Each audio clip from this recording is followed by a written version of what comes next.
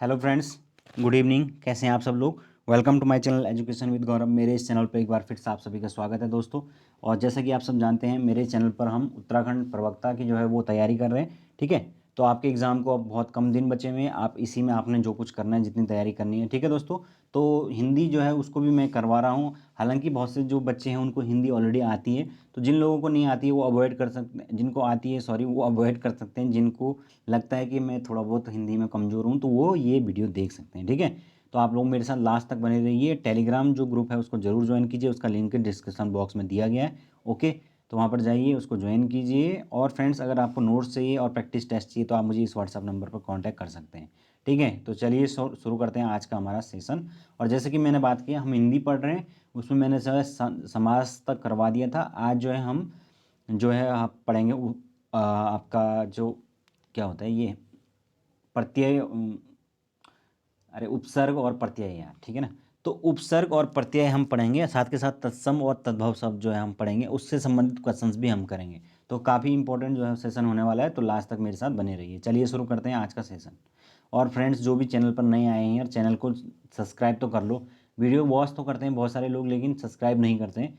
Subscribe करेंगे तभी जो आपको नोटिफिकेशन मिल पाएगा नई आने वाली वीडियोज़ का। फिर आप लोग कहते हैं कि सर हमें नोटिफिकेशन, हमें तो पता ही नहीं चलता आप कब वीडियो बनाते हो।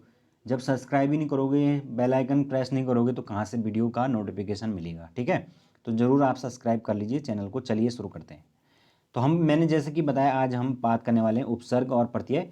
वेरी सिंपल तरीके से समझेंगे, कोई ज़्यादा लंबी चौड़ी डेफिनेशंस नहीं पढ़ेंगे, बहुत आसान भाषा में और सिंपल तरीके से हम समझेंगे। ठीक है, तो सबसे पहले बात करेंगे उपसर्ग। ठीक है, तो उपसर्ग का संधि विच्छेद होता है उप और सर्ग। ठीक है, सिंपल है। तो उप का मतलब होता है समीप, और सर्ग का मतलब है सृष्टि करना। सृष्टि मतलब निर्माण करना।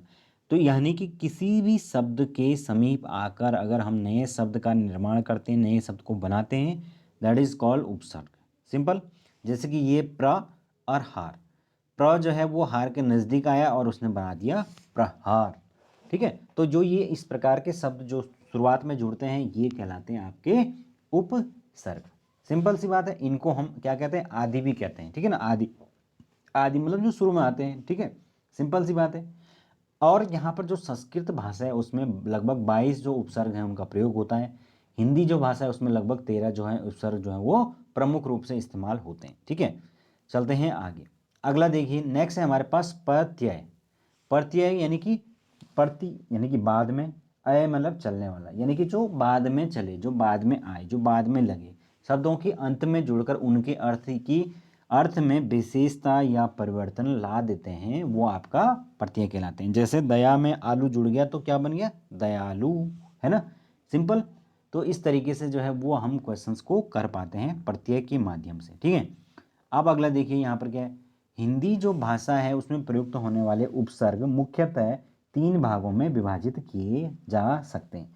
तो 3 प्रकार से हम उपसर्गों को जो है वो डिवाइड कर सकते हैं दोस्तों। कौन कौन से, आपका संस्कृत के उपसर्ग, हिंदी के उपसर्ग। संस्कृत के जो उपसर्ग होंगे उनको तत्सम कहते हैं, जो हिंदी के उपसर्ग होंगे उनको तद्भव कहते हैं, और जो विदेशी तीसरे होते हैं विदेशी। तो ये 3 प्रकार से जो है हमारे कैटेगराइज होते हैं। ओके, अब हम बात करेंगे सबसे पहले संस्कृत उपसर्ग की। तो संस्कृत उपसर्ग में जो प्रमुख हैं वो कौन कौन से हैं, जैसे अति हो गया, अधि, अनु, अप, अभि, औ, आ, उत, उप, दु या दुर भी होता है, ये नी या निस भी इसको कहते हैं। परा, निर, परा, प्रति, प्र, वि, सम, शन, सु, ये सारे जो हैं वो शुरुआत में लगेंगे संस्कृत में, संस्कृत शब्दों में, मतलब तद्भव जो तत्सम शब्द होंगे। और तद्भव शब्द यानी जो हिंदी वाले परिवर्तित होंगे उसमें कौन कौन से मुख्य रूप से आएंगे, उसमें आएंगे अ, अध, अन, उन, ओ, क, कु, सा, सु, स, दु, अन्नी, ये प्रमुख रूप से इसमें आएंगे। ठीक है, अब हम देखते हैं आगे क्या है। अगला है हमारे पास विदेशी। तो विदेशी भी होते हैं। तो विदेशी कौन कौन से उपसर्ग हो गए आगे, जैसे कम हो गया, खुश हो गया, जैसे बोलते खुशनुमा, खुशनुमा, आपका गैर हो गया, आपका दर हो गया, ना होगा, बड, बद हो गया, बिला हो गया, वे हो गया। ये सब विदेशी भाषाओं से आए हुए। विदेशी भाषाओं में आपके कौन कौन सी भाषाएं आती हैं, जो अरबी हो गया, फारसी हो गया, उर्दू हो गया, अंग्रेजी हो गया, ये सब हमारी विदेशी भाषाएं उन्हीं से लिए गए शब्द हैं। भारत के अंदर चूंकि इतने सालों से जो है हमारे अलग अलग जो है वो राजा जो है वो आते रहे, अलग अलग डायनेस्टी आती रही, विदेशी जो है कई आक्रमण हुए, फिर अंग्रेज आए। तो इस वजह से जो है भारत की जो हिंदी है उसमें जो है कई विदेशी शब्द जो है वो आपस में घुल मिल गए और वो हमारे हिंदी की तरह ही सामान्य भाषा में प्रयोग होने लगे। जैसे कि हम आम भाषा में जो है अब लाइट लाइट ही बोलते हैं कि लाइट आ गई, लाइट चली गई, जबकि लाइट तो इंग्लिश का शब्द है ना। हम क्या बिजली का कभी बोलते हैं? बिजली बिजली बहुत कम बोलते हैं, है ना। तो वही चीज़ें हैं, ये कुछ ऐसे शब्द होते हैं ये जो हमारी भाषा के अंदर मिक्स हो चुके हैं, ये समाहित हो चुके हैं, एक तरह से ये हमारी भाषा का पार्ट बन चुके हैं। अब हम उनको एज ए हमारी लैंग्वेज की तरह ही यूज़ करते हैं। ओके, अब देखिए हिंदी इतिहास का अगर हम स्रोत देखें या इतिहास या स्रोत के आधार पर, तो उस स्थिति में जो हिंदी के प्रत्यय हैं हमारे, उनको टोटल हम 4 भागों के अंदर विभाजित करते हैं। कौन कौन से? तत्सम, सॉरी तद्भव, तत्सम, देशज और विदेशज। तो ये आपने सुने भी होंगे, ठीक है ना।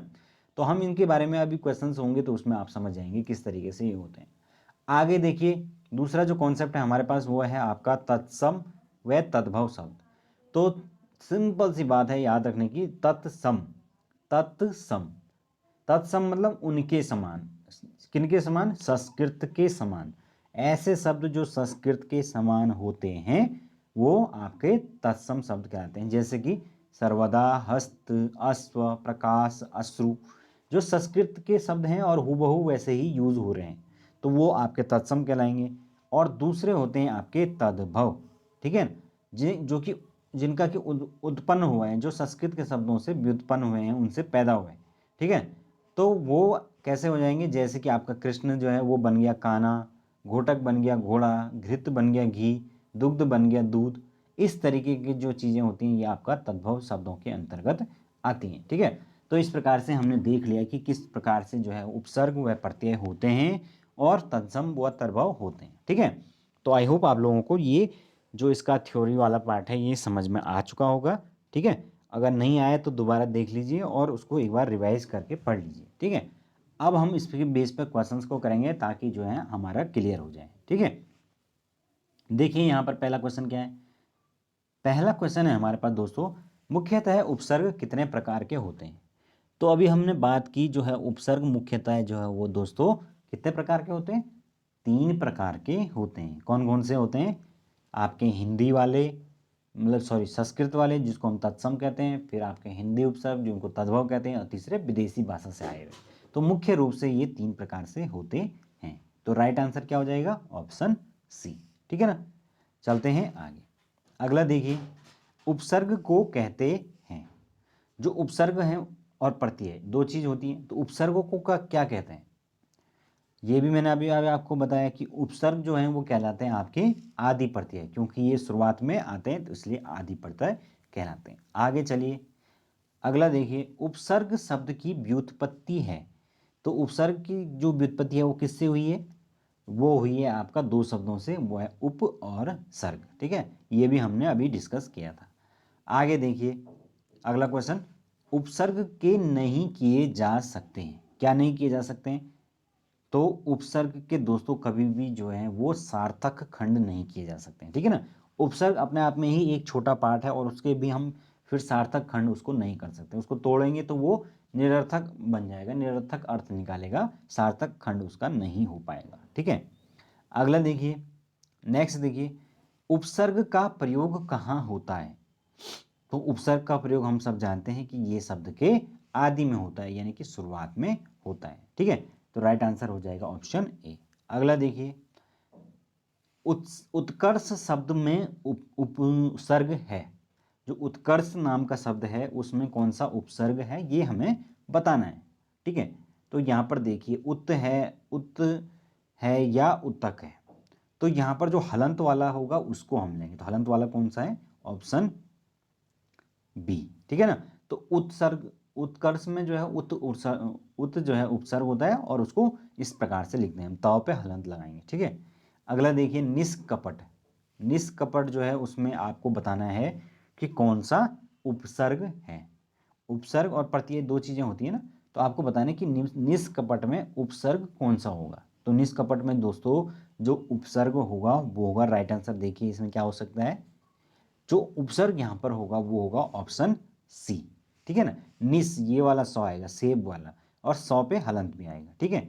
ये मैंने बताया था कि ना, जो अभी उपसर्ग मैंने बताया प्रमुख उपसर्ग संस्कृत उपसर्ग, उसमें मैंने बताया नी निस, तो ये भी उसी का पार्ट है, ठीक है। चलते हैं आगे। अगला देखिए, अगला क्वेश्चन हमारे पास क्वेश्चन नंबर 8। जय, जय शब्द में कौन सा उपसर्ग लगाने से वह जय का विलोमार्थक हो जाता है। तो हम जय में जब लगाएंगे क्या, परा, दैट इज बिकम क्या, दैट विल बिकम पराजय, तो उपसर्ग लगाने से वो विलोमार्थी हो गया। अगला देखिए, किस शब्द में उपसर्ग का प्रयोग हुआ है, किस में हुआ है, तो यहां पर जो राइट आंसर है वो होगा ऑप्शन ए, ठीक है ना।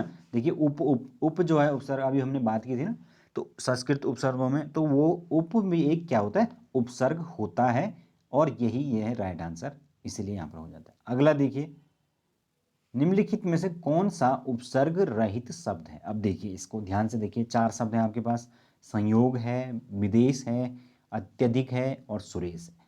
तो क्या हो सकता है इसमें, देखिए ध्यान से देखिए इसको।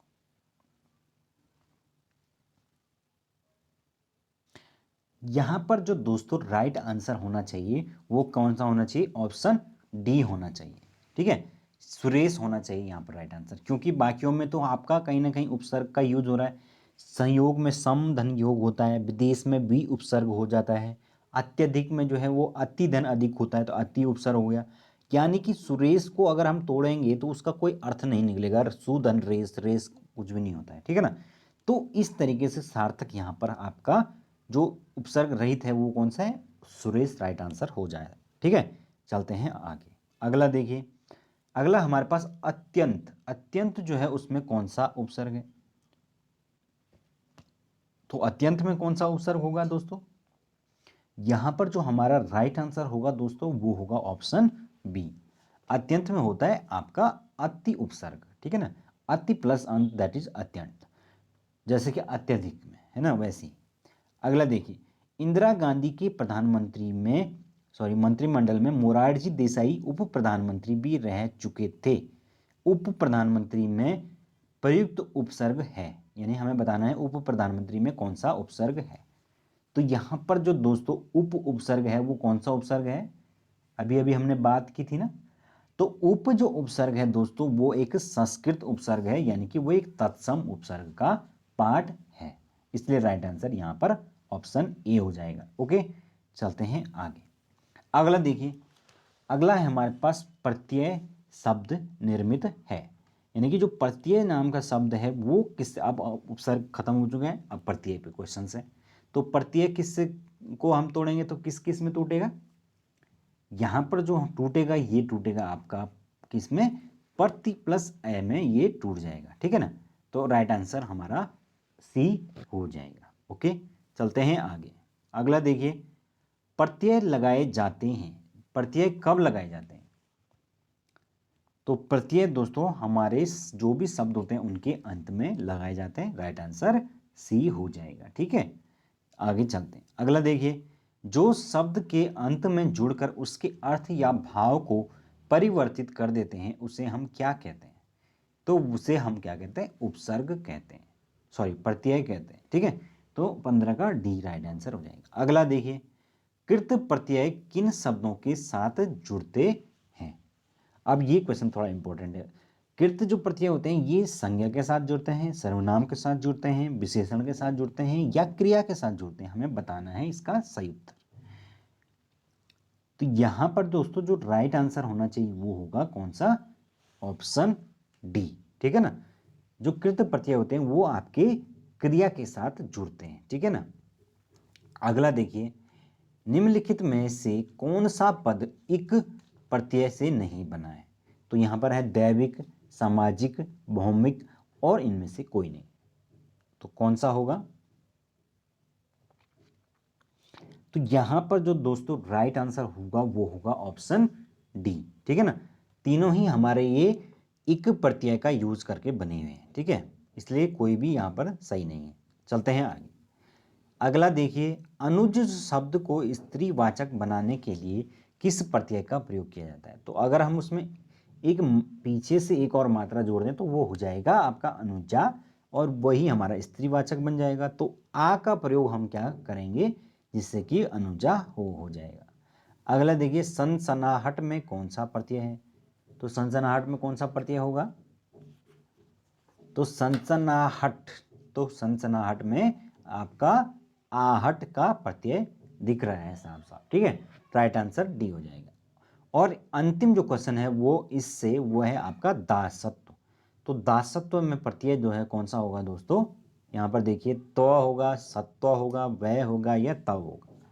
तो दासव में जो है वो आपका त्वय प्रत्यय होगा। कौन सा?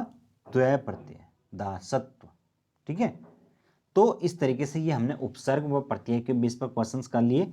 अब हम जो है ऐसे क्वेश्चन करते हैं जो तद्भव और तत्सम जो शब्द हैं उनके बेसिस पर हो, ठीक है। तो चलिए देखते हैं, संस्कृत के ऐसे शब्द जिन्हें हम ज्यों का त्यों प्रयोग में लाते हैं वो क्या कहलाते हैं? तो अभी हमने डिस्कस किया था कि संस्कृत के ऐसे शब्द जिनका हम ज्यों का त्यों प्रयोग करते हैं उनको हम कहते हैं कौन से? आपके तत्सम शब्द। राइट आंसर ए हो जाएगा। अगला देखिए, निम्न में से विकल्पों में आपको तत्सम शब्द का चयन करना है।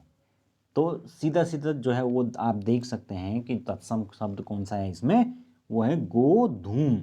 क्योंकि ये मात्र ऐसा शब्द है जिसको देख कर लग रहा है कि ये क्या है, संस्कृत का शब्द है, ठीक है ना।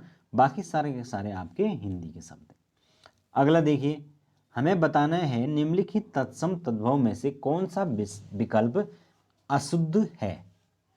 तो यहाँ पर नृत्य का नाच है, श्रृंगार का श्रृंगार है, चक्षु का आँख है और दधि का दही है। तो हमें बताना है कौन सा विकल्प अशुद्ध है। तो फ्रेंड्स यहाँ पर जो राइट आंसर होगा वो कौन सा होगा? वो होगा आपका बी, ठीक है ना। क्योंकि यहाँ पर श्रृंगार का जो श्रृंगार जो है वो इस तरीके से नहीं लिखा जाता हिंदी में, ठीक है ना। श्रृंगार तो लिखा जाता है लेकिन उसको सजना कहते हैं, ठीक है ना। तो यहाँ पर ये राइट आंसर हो जाएगा। अगला देखिए, निम्न में से कौन सा शब्द तत्सम नहीं है? नॉट जो है वो तत्सम नहीं है जो। तो देखिए यहाँ पर 4 का राइट आंसर क्या हो सकता है? तो यहाँ पर जो राइट आंसर होगा दोस्तों वो होगा आपका कौन सा? आंसू। आंसू यहाँ पर तद्भव शब्द है, इसका जो तत्सम होगा वो क्या होगा? अश्रु, ठीक है ना। तो अश्रु जो है इसका तत्सम है और ये एक तद्भव शब्द है। आगे चलते हैं। अगला देखिए, उदरतन, ये शब्द जो है वो इसका तद्भव रूप क्या है? ये तत्सम रूप है। आपको दिख रहा है कि किस प्रकार से संस्कृत वाक्य जो है लग रहा है इसको देखने से, उदरतन। तो इसका हम अगर हम हिंदी बनाएं या इसका तत्सम बनाएं तो ये क्या कहलाएगा? बताइए राइट आंसर क्या होगा? तो यहाँ पर जो राइट आंसर होगा दोस्तों वो होगा उबटन, ठीक है ना। क्या क्या होगा? उबटन। अगला देखिए, चित्रक शब्द का तद्भव रूप है। चित्रक जो शब्द है उसका तद्भव रूप क्या होगा बताइए?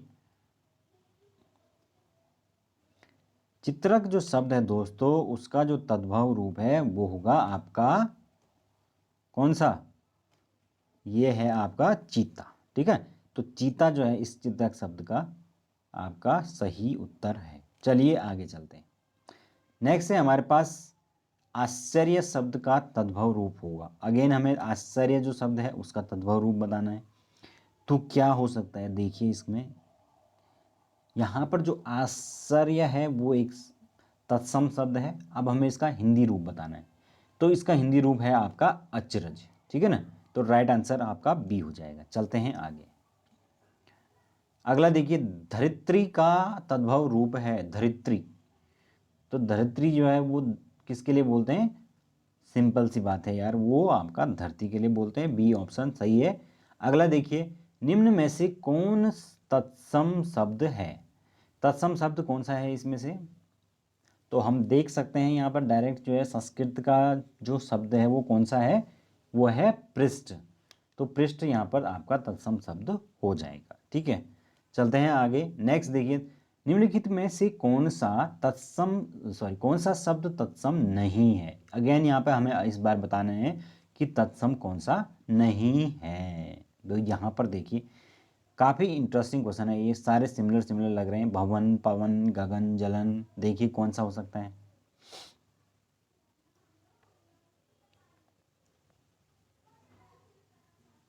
तो यहाँ पर दोस्तों जो राइट आंसर हो जाएगा वो होगा ऑप्शन डी, जलन जो है वो तत्सम शब्द नहीं है। ठीक है, अगला देखिए, निम्नलिखित में से तत्सम शब्द है, तो अगेन तत्सम ढूंढो भाई, तत्सम कौन सा होगा। तो सबसे जो शुद्ध लग रहा है संस्कृत वाला कौन सा है, वो है संकेत, तत्सम शब्द हो जाएगा संकेत। ठीक है, अगला देखिए, उपसर्ग तत्सम शब्द और हिंदी के प्रत्यय से निर्मित शब्द है, तो कौन सा शब्द ऐसा है दोस्तों। यहां पर जो राइट आंसर होगा वो होगा, हमें बताना है उपसर्ग तत्सम शब्द और हिंदी के प्रत्यय, इन सब से निर्मित शब्द कौन सा होगा, जिसमें कि उपसर्ग भी आ जाए, वो तत्सम भी होना चाहिए और हिंदी के प्रत्यय से निर्मित होना चाहिए। तो कौन सा है यहाँ पर, यहाँ पर जो राइट आंसर है वो है कुरीतियाँ। ठीक है ना, तो 12 का सी जो है वो राइट आंसर हो जाएगा। ठीक है, चलिए आगे चलते हैं। अगला देखिए, कपूर। तो कपूर का फ्रेंड्स बताना है कि ये तत्सम है या तद्भव है, क्या हो सकता है। तो ये दोस्तों कपूर एक संस्कृत का शब्द है और ये एक ये हिंदी का शब्द है और ये तद्भव शब्द के अंतर्गत आएगा। ठीक है ना, इसका संस्कृत में मुझे नहीं पता क्या बोलते हैं। 14 का देखिए क्या हो सकता है, अगला देखिए 14 का, निम्नलिखित में तद्भव शब्द है, अगेन हमें बताना है तद्भव कौन सा शब्द है। तो आप देख सकते हैं सीधा सीधा तद्भव शब्द कौन सा है इसमें, मछली। मछली तो आम जो है वो भाषा में प्रयोग किया जाता है, तो इसलिए तद्भव हो गया।